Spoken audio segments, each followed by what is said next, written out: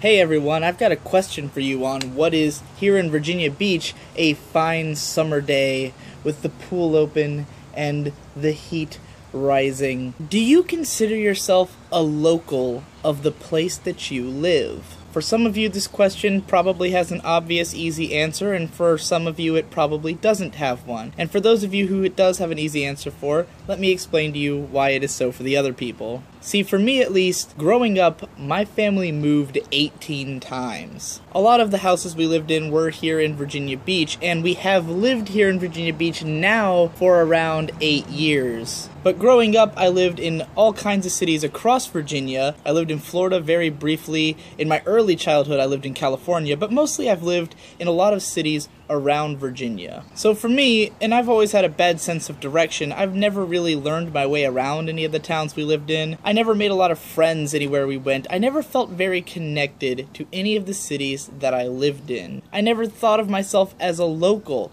until now as an adult living in Virginia Beach. And it happened very gradually. Over the years, I learned this city. I learned my way around. I learned the kind of places here. And then once I became able to drive, it really expanded my horizons in how I perceive this town. Now I go places all the time. I learn about all these little stores that I might not have noticed the first time. Growing up, I had a perhaps undue sort of loyalty to big chains, like big chain restaurants, chain stores, because those were familiar to me. No matter where I went, those were there. But as I've grown up and started looking more into these things, I've realized that I was kind of wrong about how big some of these chains are.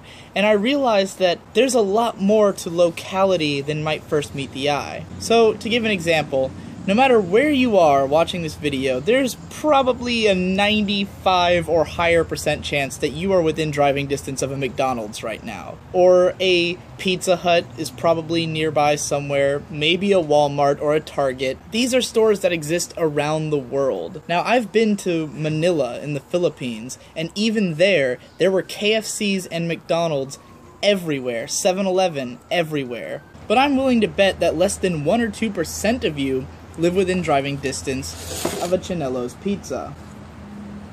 That's because Chinello's is local, but it's not local in the sense of like a mom and pop store where there's like 1 or 2 locations and you can reasonably expect to see the owner running the cashier when you go into the restaurant. It's not like that. It's only in Virginia. There's plenty of locations, I think maybe 20 to 40, something like that, but they're all across Virginia. So if you live in Virginia, you might have heard of Chinello's. They show commercials for it on the TV here. They've got deals for it in the paper here.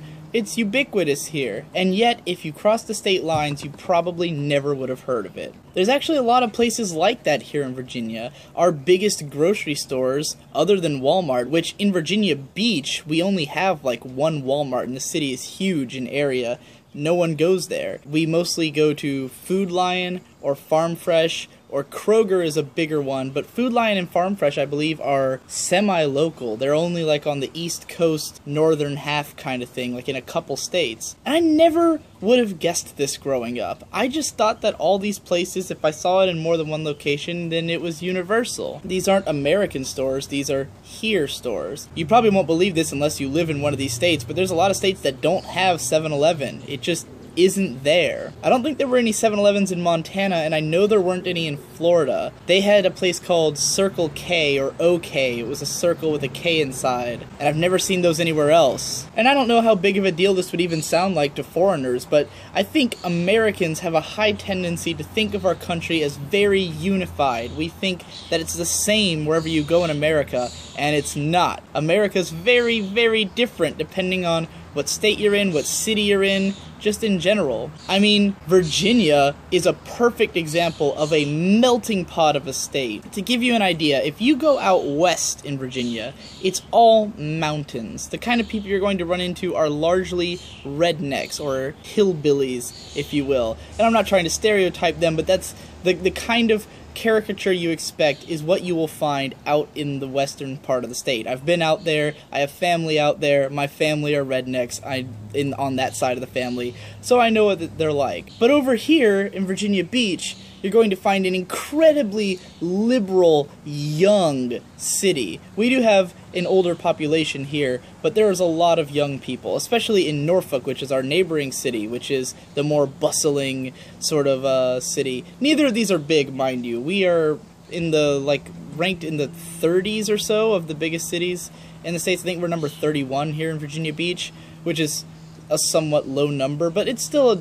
populated state. Our city has 400,000, maybe 500,000 people, so it's not like there's no one here, but we're not exactly a metropolis or anything. But my point is, Virginia has some places that are super liberal, super diverse, and other places that are completely the opposite. Thinking about locality really does fascinate me. Every Tuesday and Thursday at 2 a.m. my time, we do a show called The Pub Crawl on this radio station called Celestia Radio, an internet radio station. And I do this show typically with two guys, one of whom currently lives in Georgia, and the other guy lives in Australia. And there's a bunch of Australians who guest on the show. The original co-host was another Australian. And we discuss these sort of localisms a lot, where we talk about how different it is in America as compared to Australia, even though we're speaking the same language, we're into the same stuff, and our cultures overall are not that dissimilar, but the things that make them different are fascinating. I visited Manila in the Philippines for a month, and that was totally different, but at the same time so similar, where there's the same kind of consumerism, there's the same, like, I spent most of my time in Manila in malls, really giant, epic malls, and they were awesome to behold, I gotta say. I love the malls there, but it was so weird to see that the people acted and just were completely different from the people in the United States. Different regards of money, different regards of work ethic, totally different in terms of like what kind of jobs they have, how much they get paid, how much their money is worth, and what they can do with it compared to here. That's a country where even just something as simple as knowing how to speak English is like a huge job opportunity opener, and not a lot of people have that. Here in the US, we tend to think of people as like everyone has the same potential, which is not true at all. I mean, there's definitely huge differences in privilege, but that's how our country paints the picture, is that we're all on a level playing field, and in other countries that is totally not true. It's also interesting when I talk to the Australians about how they just expect their government to be corrupt. Their government is so bad that they literally expect corruption, and they just laugh about it. I mean, they obviously resent it, but it's like, it's just all-encompassing. And we think the same here. We act like, oh, our government, of course it's corrupt, but like when you see the level of corruption in somewhere like Australia or the Philippines, it's crazy. And knowing about all these different things, knowing about all these differences, makes me more and more interested in the people I meet online, because, again, even though we're speaking the same language a lot of the time and interested in the same things, the cultures and personalities can be so vastly different based on such simple things. I might have thought, if I didn't know that Chanelo's was a local Virginia brand, which I did not know for a long time, I just thought they were like a Pizza Hut or something, then I might have been surprised when someone told me they'd never heard of Chanelo's. I might have gone, huh. There's like a little bit of a disconnect where I'm like, are they weird for not hearing about it, or am I weird for knowing about it? And then I find out, oh, it's only in Virginia, so it is unique that I know about this thing. What I'm getting at here is that people are so inherently different.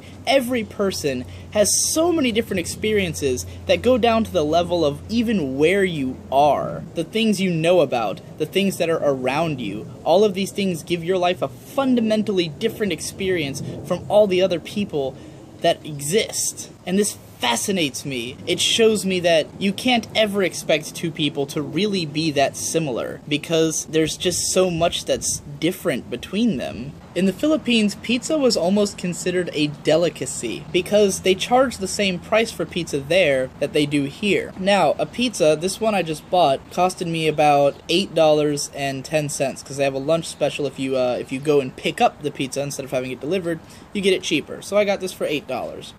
$8 for a large pizza sounds like a steal here. If I was using this to feed 2 people, that's only $4 a person. It's not bad for a meal, right? But the thing is, 10 US dollars can go so much farther in the Philippines that the idea of spending all that on one meal would be like if I went out and bought a $30 steak for myself. That's about the same equivalent of going to buy a pizza over there. So when I showed up in the Philippines, I had about $1,000 of spending money, and that carried me so far because $1, which was worth nothing to me, because back where I come from, then this dollar I could throw it away and it wouldn't be missed. But over there in the Philippines, I could buy myself a meal with it. You know, my money could carry me much farther than it can here. So I freely ate pizza whenever I felt like it, but that's not really normal. People over there can't afford to eat pizza all the time. It's a delicacy. And that's just so different. It weirds me out in a way, because pizza's such a big part of my life. I go out and eat pizza all the time.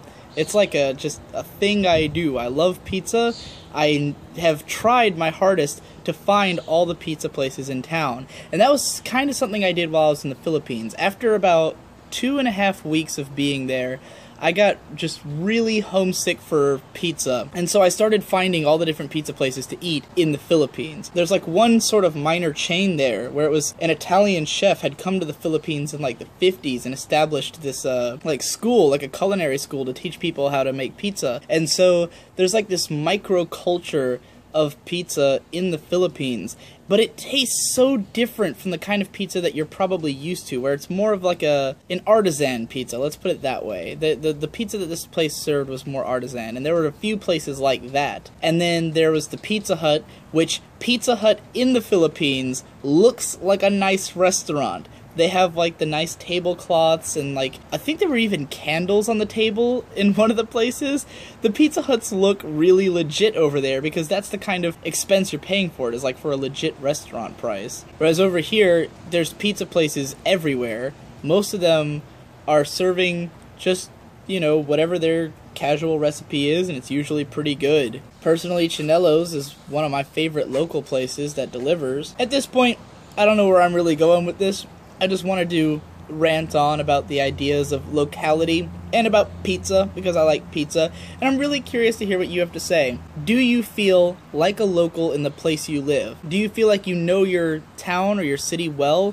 Or do you feel like you never realized how different it was from the rest of the world? Do you think there's things that you've taken for granted, that you went online maybe and met someone and they completely didn't understand where you were coming from, and you didn't realize that it was something that was unique to yourself or where you live, that other people don't experience that and you thought it was normal? If you've had any experiences like that, please share them in the comments. I'd love to hear them. This kind of thing keeps me up at night.